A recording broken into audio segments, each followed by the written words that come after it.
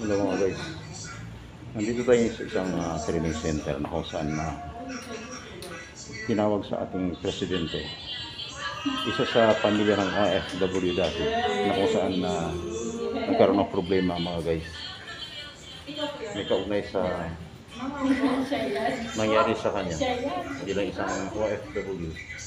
So, ang nangyari, nung magkaroon sila ng utang sa hindi, alam niyo kung ano nangyari, guys. Pinakita sa akin ng aming presidente itong mga records na kung magkano ako may utang at kung magkano ako lang yung dapat babayaran. Pero nung sila nakipagbayad na, alam niyo mga guys, sunod-sunod na paniningil sa kanila at may samang mga banta pa. Kaya sa mga kababayan natin, mga OFW sa labas-labas ng bansa, dapat magiging maingat. Kayo ay mga bayaning OFWs, mag-iingat, hindi kayo maging biktima ng mga panluloko. Kasi hindi kayo alis na Pilipinas, maghanap buhay sa labas ng bansa para magpaloko lamang. Ingat po mga kakapay. Sa amin maraming nandito tayo sa isang training center na kung saan maraming umattend ng PIDOS for dahil sila ay for deployment na pinadaan sila ng ganong agency dito upang sila ay maraming matutunan at mapaghandaan kung anong laban man at hamon pagdating sa labas ng ating bansa. Kaya dapat maging maingat, huwag magbigay ng kumpiyansa, sobrang tiwala sa mga hindi nyo kakilala. Maging sa inyong kakilala, ating mga kakilala, dapat huwag magbigay ng kumpiyansa. Bakit sila?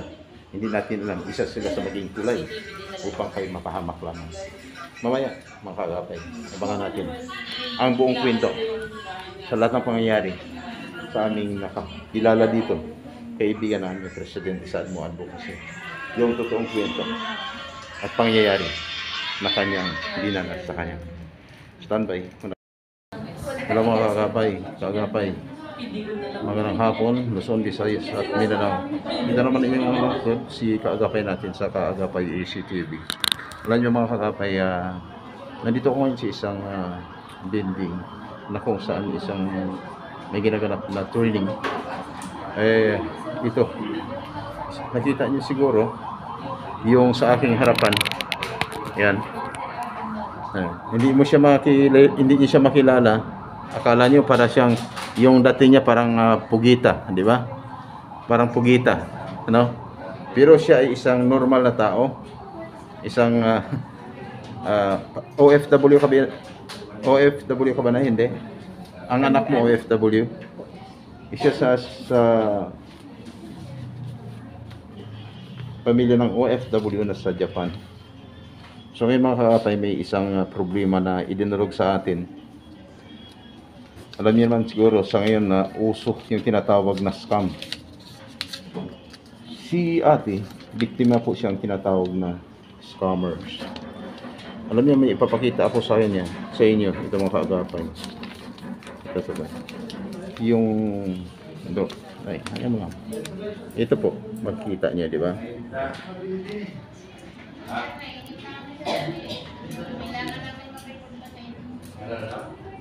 Nakikita niyo yung mga amount, no? 8,000 pesos. No. 8,015 pesos. Yan. Mayroon pang another ano dito mga guys, oh. Yan, may mga Skypay 4,960 pesos. Yan, no? Mayroon pang guys 5,950 pesos. Guys, napakarami nito, oh. Napakarami niyan, oh. Napakarami niyan, no? Alam niyo kung saan ipinadala yan? Lahat po ay through GCash. Through GCash. Yan. Lahat yan GCash, mga kaibigan. Ang nakalagay dito na company ba ito na eh? Company yan. Nakalagay ditong company is CIMB, Philippines Incorporated. Yan, o. Bangko yan. Yan po yung bangko. Bangko daw, bangko. si nanay, biktima po ng tinatawag na scam. Nay, paano nangyari ito? Paano nangyari? Paliwanag mo isa-isa. Bali, pagka mag-loan po kayo sa online apps, ida-download nyo lang sila. Pag dinownload nyo po sila, napakabilis nyo lang makakapag sa una, maganda naman po yung takbo. Kaya lang, pag dinownload nyo na sila, mahahack na nila yung Facebook nyo, makukuha na nila lahat ng details sa Facebook nyo. Doon na po dadating yung pagka due date nyo sa kanila, andun na po yung tatawag na sila, may harassment na lalabas, andun na po yung pananakot, takutin ka na nila, may pupunta pa sa bahay, kamag-anak mo, tanong nila kung kilala ka nila, tatakot. Yan si nanay, parang hindi makapagsalita. Bakit? Mga kaibigan, mga kagabay, puno siya ng pagbabanta, no? Actually, kung narinig nyo na dati mga kagapay, sa isang kaibigan natin at kilala sa media, marami nang nabiktima, hindi lang siya. Katulad din nito yung mga sistema.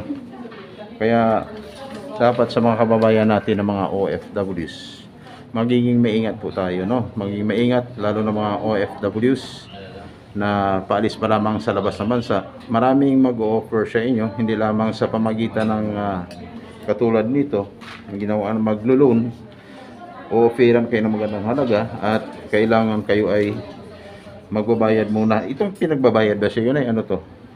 Parang show money. Show money o processing? Parang show money po, para ipaprocess nila yung loan mo.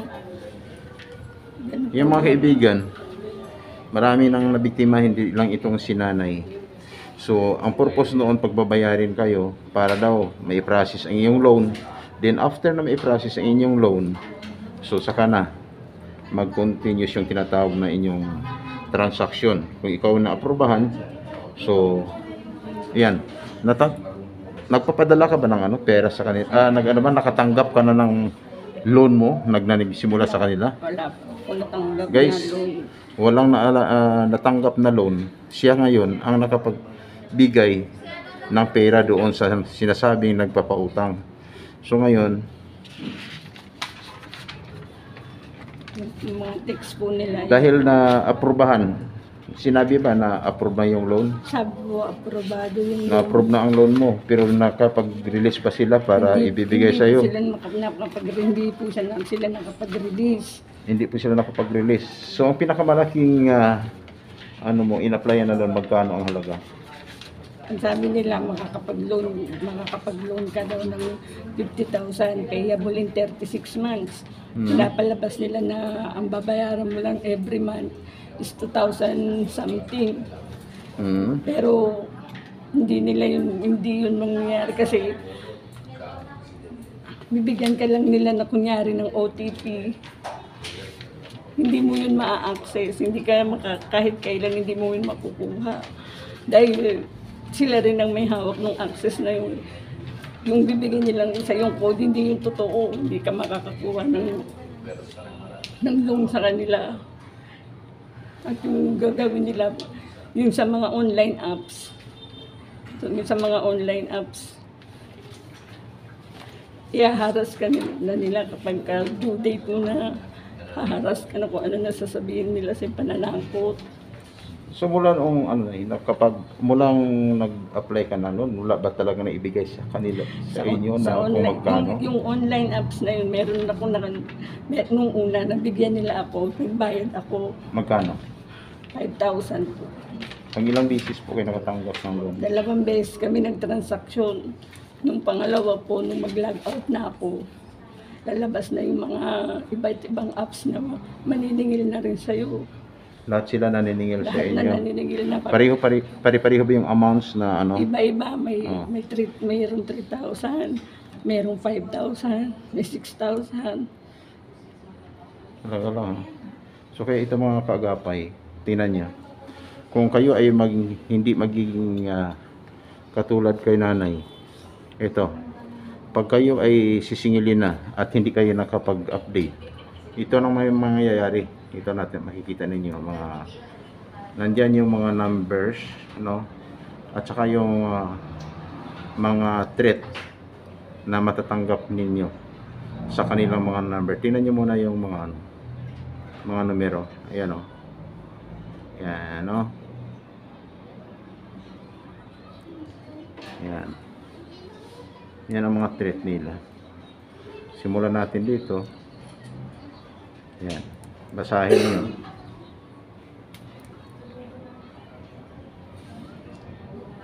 Ayan. Si nanay hindi nag-iisa na biktima ng tinatawag na scammer katulad nito. Kaya sa mga kababayan natin ng mga OFWs, no, lalo na kayo paalis pa lamang sa labas ng ating bansa, dapat maging maingat dahil hindi po kayo alis ng Pilipinas para magpaloko ng mga katulad nito ng mga tao, mga scammers, no? Okay. Dahil yan po Simulan na ang natin inyong pag-alis para matapos tayo. para makatulong sa inyong pamilya at hindi magpabiktima. Yan po. Alam na ninyo yung Kaya dapat magiging maingat pinag-usapan natin kasi mag-kaagapay. kumahapon na eh. Okay? So yun po ang ating Kami nagpito. presidente na ipinarating sa atin ng Tama ba yan? advocacy. Nanay, manawagan ka. Ano dapat ipinawagan mo sa mga kababayan natin? O sige, di bale. Tinawag Yun po naman kayo ay mag-click ng kahit para anong sa inyo. online apps para dahil lang sa Kaya huwag online natin lending. kainipan. Kaya Huwag yung niyo po iba na i-click yan kasi magkakaroon Huwag sila niyo ng kainipan. access sa Alalahanin lahat niyo, ng wala pa contacts tayo ninyo. isang araw. Kaya Kalahating araw lang. huwag niyo po, Kayo, kung dalawang nangangailangan taon kayo, huwag mag-i-install. kayong lalapit sa online Ha? apps. Tandaan ninyo. Okay. Kaya, So, maraming salamat nanay ha. So, ito, ingat lang kayo, huwag magbigay ng kumpiyansa. At kayong lahat ay aalis. panawagan natin sa ating alagad ng mga batas, lalo na sa NBI or National Bureau of Investigation. Sana po ang problema katulad na nangyari kay nanay, matutukan ito dahil sapagkat napakaraming mga kababayan natin na nabiktima. At sana huwag nang maulit sa iba pang mga kababayan natin, Siyempre, sa asawa niyo yun. lalo na sa mga OFWs, mga pamilyang may mga May nangyari sa inyo doon. OFW sa loob ng bansa. Kaya dapat yung Ingat po kayo. katotohanan. Ingat at laging maging aware sa lahat ng panahon upang hindi kayo maging katulad ni nanay na biktima ng tinatawag na Tumawag yung kapatid mo. scammers. Maraming salamat sa aking mga taga-panood, mga subscribers. Ang Kaagapay ECTV patuloy na naglilingkod, nagmamasid, maparaw man at sa kailaliman ng gabi. Thank you, Nay.